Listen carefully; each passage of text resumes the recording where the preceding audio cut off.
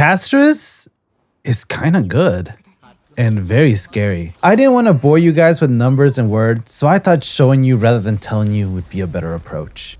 So we're just going to go over some gameplay, and I'm basically going to explain to you guys what is happening as we're going through the gameplay, why I made some of the choices that I did. And if you guys enjoy this format of tutorials, then please leave a like and comment and subscribe, and I'll make more of these. Right off the bat, we launched Tribbie's ultimate, which can only be achieved with her signature light cone, as well as with Castorice's technique skill, which summons nether wings immediately, which allows us to do 30% quantum immediately. So Nether Wings' original speed is 165, so I'm pretty sure he breaks his own breakpoint, so he acts multiple times within the same turn. Each breath allows Nether Wings to raise his damage by a percentage, maxing out at 34%. This is why we don't want to use his last ability, because we get a lot of benefits for him being on the field. The benefit of having Nether Wings on the field also triggers his passive for our teammates to do 10% more damage, as well as prevents them from being down if they are at 1 HP.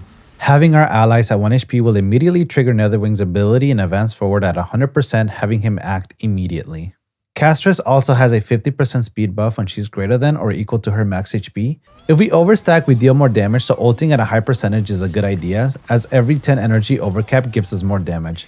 Mem also gives Castorice a 10% crit buff, which is really nice because when Mem gives us the advance forward, we get that crit buff along with it, which will do more damage, and Castorice kind of needs more crit damage, and you don't have to focus too much on crit rate because we already get 30% from the set plus 10% from Mem, so it's about a 40% crit rate. When Nether Wings attacks the third time, obviously he's going to do max damage, so this is what we're seeing right now.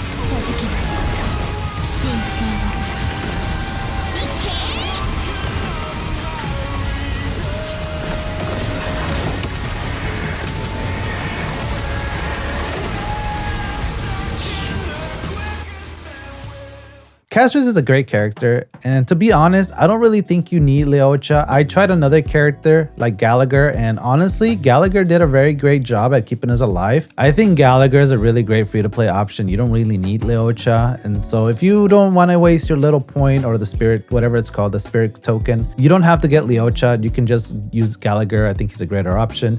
And it's kind of weird, when I was testing this, I actually clear this one cycle quicker than normal when I use Gallagher instead of Leocha.